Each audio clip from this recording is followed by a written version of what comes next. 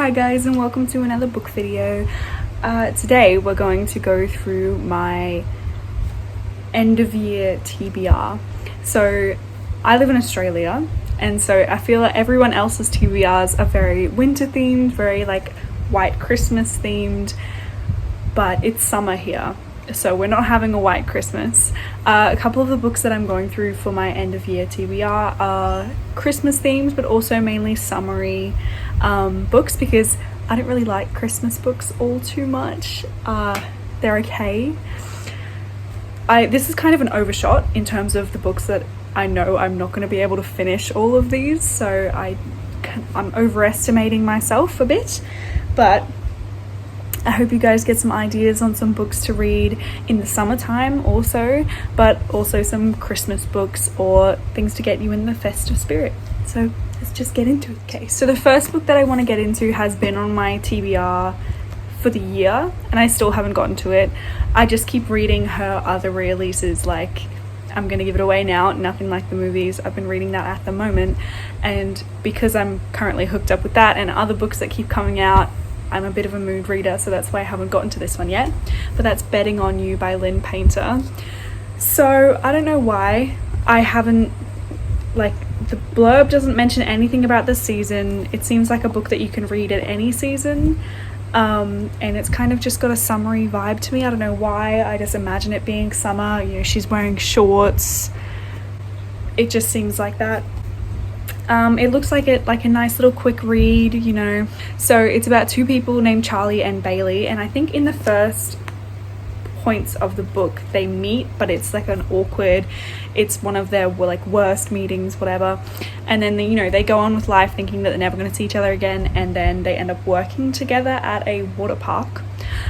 So I guess it kind of just goes through their feelings and everything like that. That's what I want to read next, or as soon as I can, because this has been on my TBR for the entire year and I need to get it done by December to feel the satisfaction that we all know and love.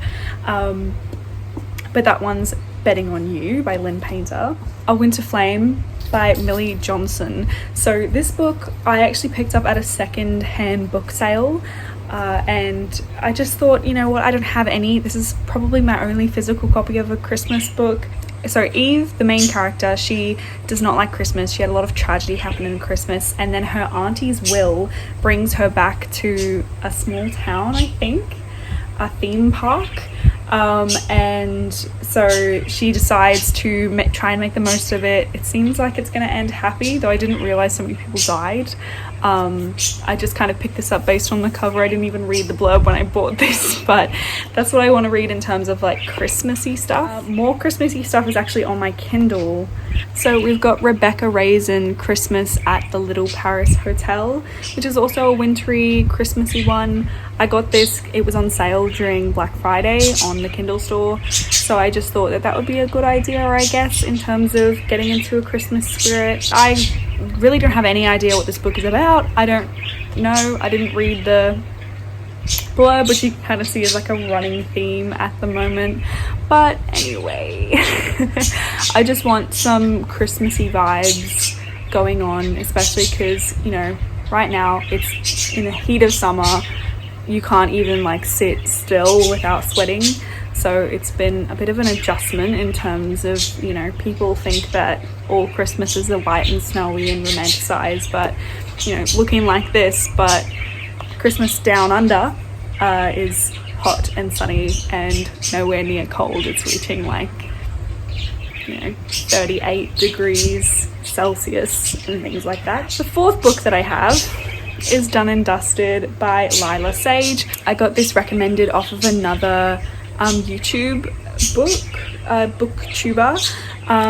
It seems just like one of those cowboy romances. I'm usually not too fond of these, but I know that lots of people keep talking about this one, and it went viral on TikTok, which usually I don't read ones where it's like this, and if there's any spice I usually skip over any of that stuff, but I thought I'll just pick it up anyhow, just to see what all the hype is about, and so I can have my own opinion on it, because you can't give an opinion on something that you've never read.